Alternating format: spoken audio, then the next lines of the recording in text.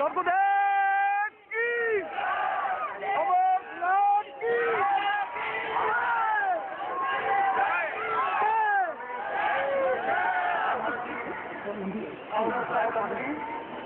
राष्ट्रपिता को भावभीनी श्रद्धांजलि देते हुए राष्ट्रपिता महात्मा गांधी जी को श्रद्धांजलि अर्पण करते हुए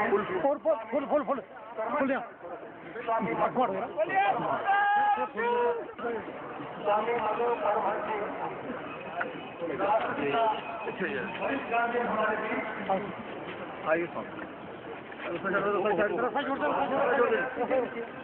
बोलिए सतगुरुदेव की दबाव बनता जा रहा है।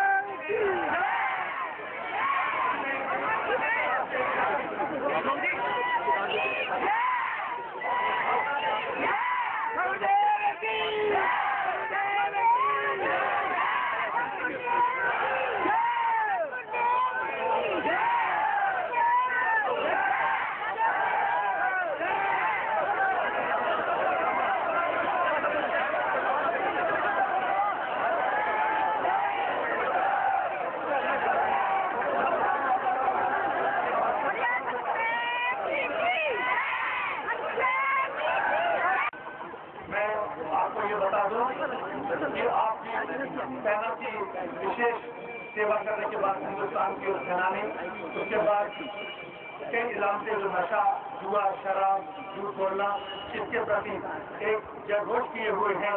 इस अभियान में आज हमारे साथ हैं। मैं अब इनसे गुजारिश करूंगा कि वो ब्लेस करें और अपना पैगाम दें।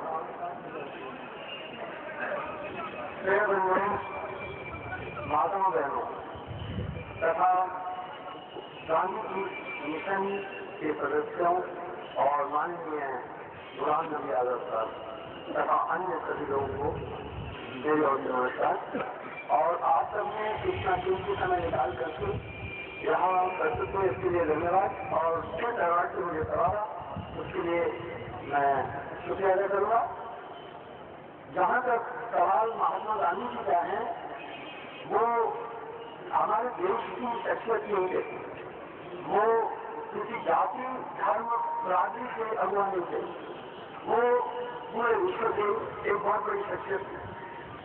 उन्होंने अगर सबसे बड़ा संदेश इस मानव जाति को दिया तो वो ये सत्य और अहिंसा का।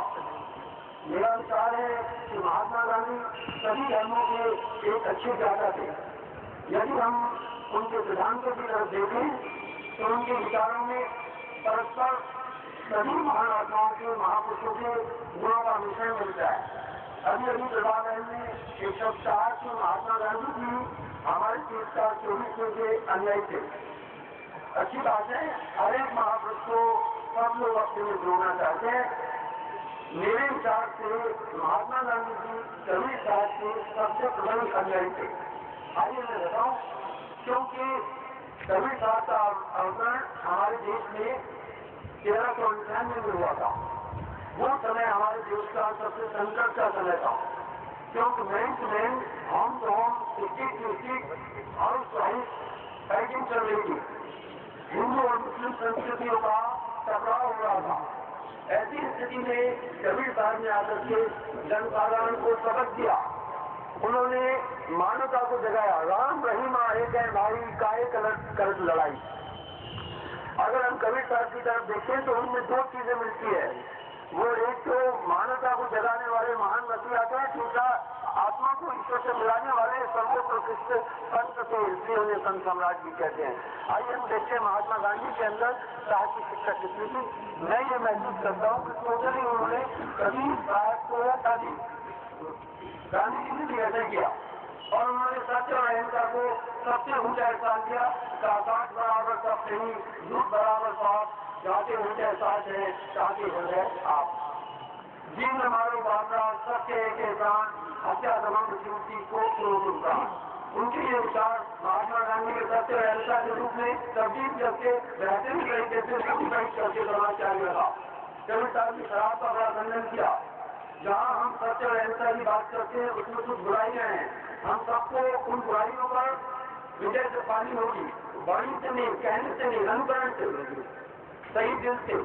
आइए मैं सत्य पर थोड़ी बात करूंगा।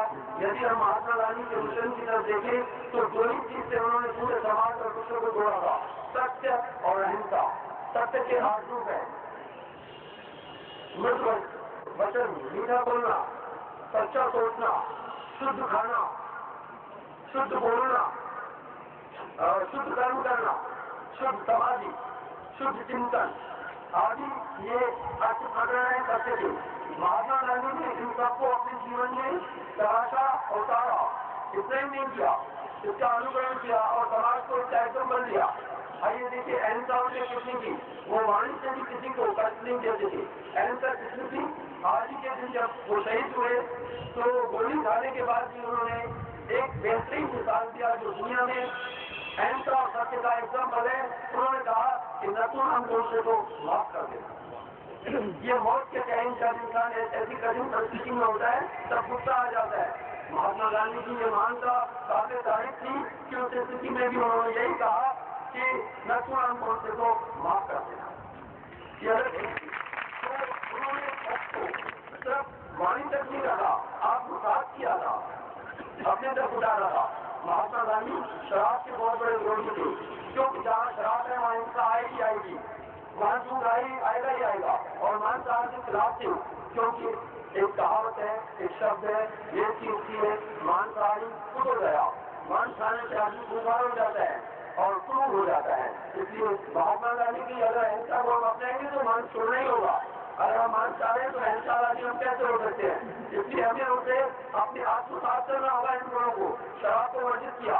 मेरे पास बड़े अच्छे लोग आते हैं, उनको मैं दरख्वास्त करता हूँ कि अगर हम महात्मा गांधी के जाएंगे तो पहले हम ये प्रण करें कि हम मांस न खाएं, हम शराब न पिए, हम किसी को कष्ट न दें। देखिए तलवार की मार इतनी कभी नहीं है जितनी जबान की है। महात्मा गांधी जी ने एक बात कही, अगर आपको कोई तमाचा मारे तो दूसरा डाल दो। ये कायरता की बात नहीं है, ये वीरता की है। तमाचे के बदले में तमाचा मारना तो कमजोर का काम है, वो तो कोई भी करेगा, क्योंकि उसके लिए कोई सोचने की जरूरत नहीं पड़ती है। लेकिन तमाचे के बदले में दूसरा लाल दिखाने के लिए ज्ञान की जरूरत है, शक्ति की जरूरत है। मस्तिष्क के स्नायु मंडल को रोकना होगा, हाथों को रोकना होगा, इंद्रियों को रोकना होगा। मेरे कहने का जो भाव है कि उन्होंने समाज को, राष्ट्र को एक बड़ी दिशा दी। आप जरूरत है कि हम उनकी शिक्षा का ठीक से अनुसरण करें। आइए हम देखते हैं उन्होंने सत्य के लिए कैसा कहा। हर एक आदमी अपनी अपनी खूबियां बताता है, दुनिया में समान पाने की कोशिश करता है। महात्मा गांधी ने अपनी जीवनी में सबसे पहले अपनी गलतियां बताई, अपनी कमियां बोली। भाइयों निम्रता रखिए अपने जीवन में, सत्य और अहिंसा एक दूसरे के पूरक है और यही बचती है। साथ बराबर तप नहीं, झूठ बराबर पाप, जाके हृदय साथ है, भागे हृदय आप। निम्रता को महात्मा गांधी ने साधना को बहुत बड़ा एहसास दिया। अकड़ अब नहीं अकड़ किसी से भी, अकड़ तो मुद्दे की पहचान है। जिंदगी की पहचान निम्रता है। जो मर जाता है वो अकड़ जाता है, उसके हाथ भी नहीं मोड़ सकते, शरीर भी नहीं मोड़ सकते। महात्मा गांधी जी ने निम्रता की एक मिसाल रखी। उनके विरोधी भी उनके कितने कायल थे।